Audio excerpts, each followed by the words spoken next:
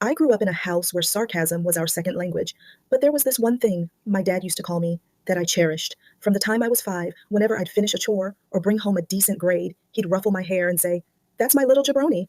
I didn't know any better. I thought it was some old school working class term for a hard worker, or maybe even a natural born leader. I leaned hard into it. In 8th grade, when I won the district spelling bee, I literally asked the yearbook staff to list my hobby as being a total jabroni. I thought it sounded rugged, reputable. High school was even worse. I wore this custom hoodie to every football game with jabroni printed in huge block letters across the back. I'd walk through the halls, head held high, thinking the older kids were smirking because they respected my grind.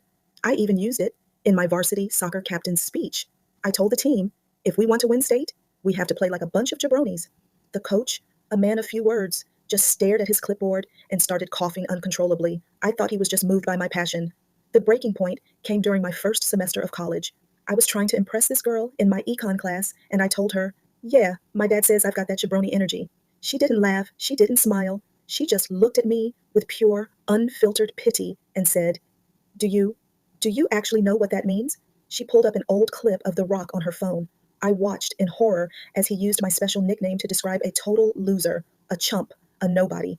20 years of my life flashed before my eyes. Every proud moment, every prestigious award. I was just a walking punchline. I called my dad immediately. He picked up, and before I could even say a word, he just whispered, "Hey there, little jabroni," and hung up.